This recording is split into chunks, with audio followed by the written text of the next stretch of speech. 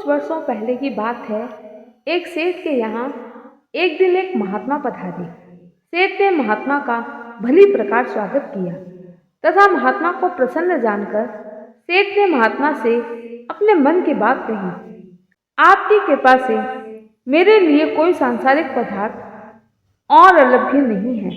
धन धान्य से घर भरा हुआ है, पुत्र पौत्रादि आदि की भी कमी नहीं है, लेकिन फिर भी न जाने क्यों मेरे चित्त को शांति नहीं मिलती। ऐसा लगता है जैसे कलेजे में अग्नि जल रही हो, जैसे मन पर कोई बोझ हो। कोई ऐसा उपाय बताने की अनुत कृपा करें जिससे हृदय की जलन शांत हो जाए। साधु ने सहज भाव से कहा, शोक संतप्त दुख दलित व्यथित व्यक्तियों को सुख पहुंचाने की कोशिश करो, उनके संकट दूर करो, उनके हृदय की जलन मिटाओ। परमात्मा तुम्हारे हृदय की जलन मिटाएंगे।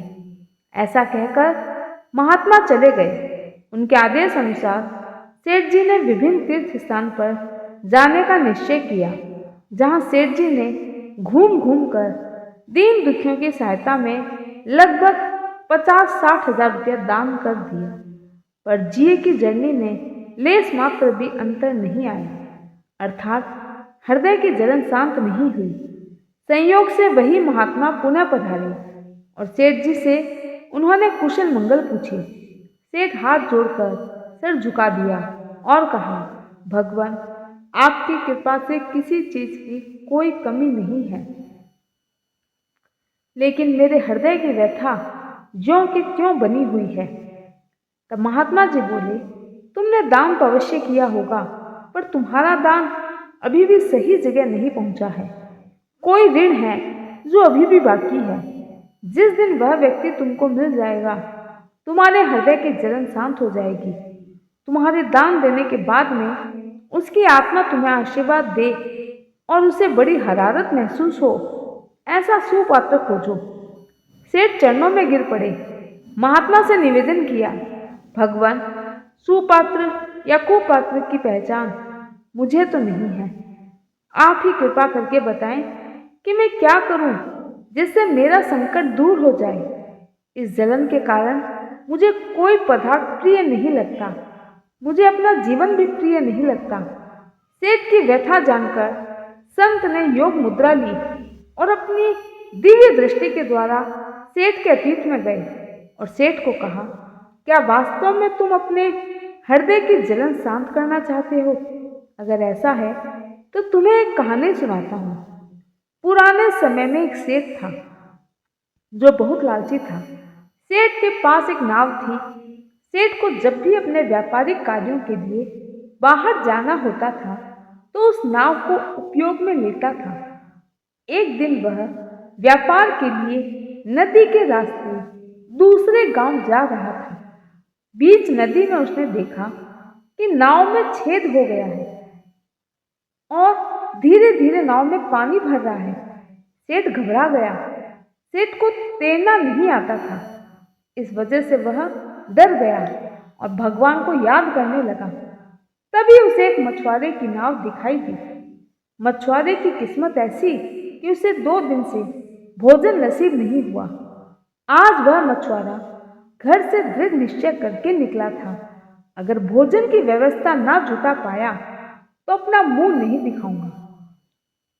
सेठ ने मछुआरे को आवाज लगाई और कहा, भाई, मेरी नाव डूब रही है, मुझे तैरना भी नहीं आता। अगर तुम मुझे बचा लो तो मैं तुम्हें अपनी पूरी संपत्ति दे दूंगा। मछुआरा बोला, अरे नहीं सेठ जी, मुझे आपकी जान बचाने के लिए किसी तरह की कोई संपत्ति नहीं चाहिए। आप रुकिए, मैं अभी आता हूँ। और मछुआरे ने सेठ की जान बचा ली और सेठ को अपनी नाव में बिठा लिया। कुछ ही देर में सेठ की नाव में पूरी तरह से पानी भर गया। मछुआरे की नाव में बैठने के बाद उसे राहत मिली। कुछ देर बाद सेठ जी ने कहा, भाई, अगर मैं तुम्हें पूरी संपत्ति दे दूंगा तो मेरे परिवार का क्या होगा? मुझे उनका पालन भी करना है। मैं तुम्हें पूरी तो नहीं, लेकिन आधी संपत्ति दे दूंगा। मछुआरा कुछ नहीं बोला, वह चुपचाप अपनी नाव चला रहा था। कुछ देर बाद सेठ सोचा, लगता है मैंने कुछ ज्यादा ही बोल दिया है। सेठ जी फिर से बोले, भाई, मेरे बच्चों का भी मेरी संपत्ति में हक है। मैं तुम्हें आधी नहीं, 1/4 संपत्ति दे दूंगा। मछुआरा अभी भी चुप था। कुछ देर बाद नाव किनारे पर पहुंच गई। सेठ लालची था। उसने सोचा, इसने मेरी जान बचाकर कोई बड़ा काम तो नहीं किया। ये मानव का धर्म है। मानवता के नाते इसे मेरी मदद करनी ही थी। ऐसा सोचकर सेठ ने मछुआरे को एक स्वर्ण मुद्रा दी। मछुआरे ने कहा, सेठ जी, इसकी भी जरूरत नहीं है। मैंने जो किया वो तो मेरा धर्म है। आप ये भी रहने दें। सेठ ने वो मुद्रा भी अपने पास रख ली और वहां से चल दे। संध्या का समय हुआ। महात्मा बोले, मैंने अपनी दिव्य दृष्टि के द्वारा ये तो देख लिया कि वो सेठ कौन था, लेकिन उसे मछुआरे के बारे में मालूम करना अभी बाकी है। कहानी सुन रहा सेठ तत्परता से बोला, जल्दी बताइए महाराज, वो सेठ कौन थे? तब संत बोले, वह लालची सेठ कोई और नहीं, तुम ही थे, जिसने दान का वचन देकर भी दान नहीं किया।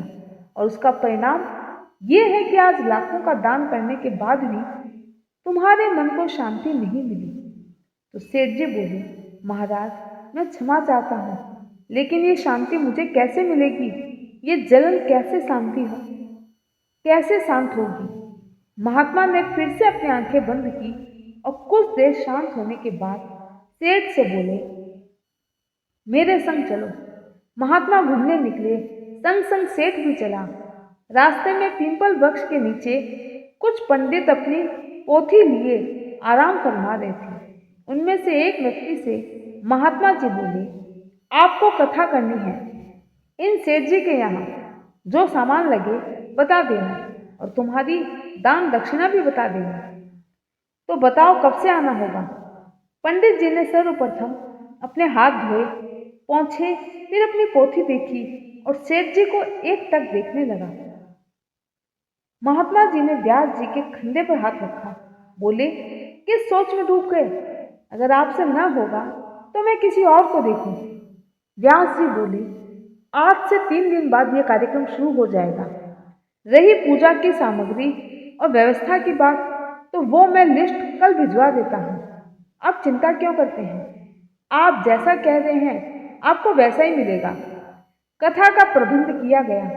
सेठ जी ने 7 दिन तक उस कथावाचक को हर तरह से खुश रखा, कोई कमी नहीं रखी।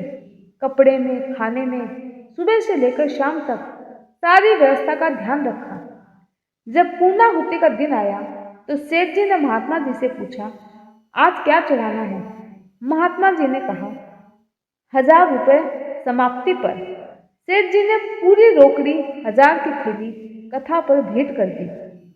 150 की आशा रखने वाले कथावाचक ने जैसे ही चढ़ावे में 1000 की थैली के दर्शन किए, उसके दिल का मानो बड़ा बोझ उतर गया।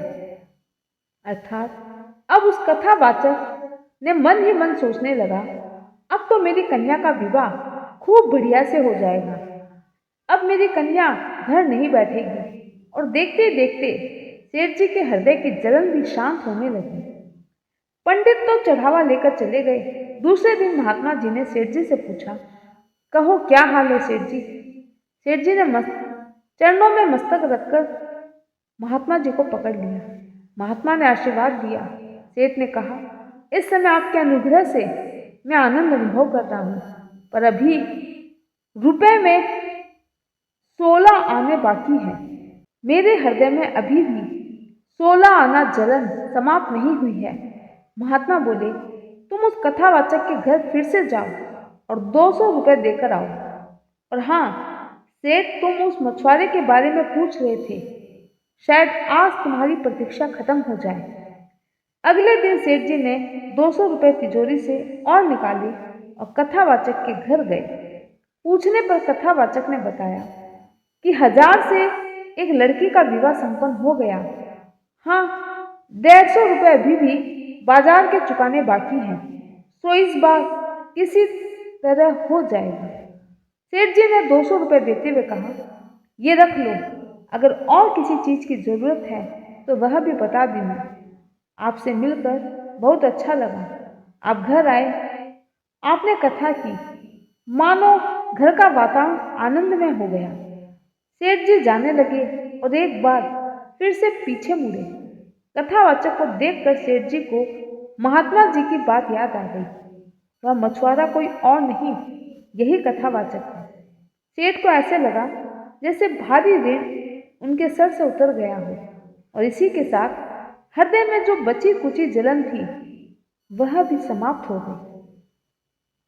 दोस्तों, हम जब भी किसी को दान देने की सोचते हैं तो उसी समय दान कर देना चाहिए, वरना बाद में मन बदल जाता है। अच्छा कार्य बाद में के लिए नहीं टालना चाहिए। जय श्री कृष्ण।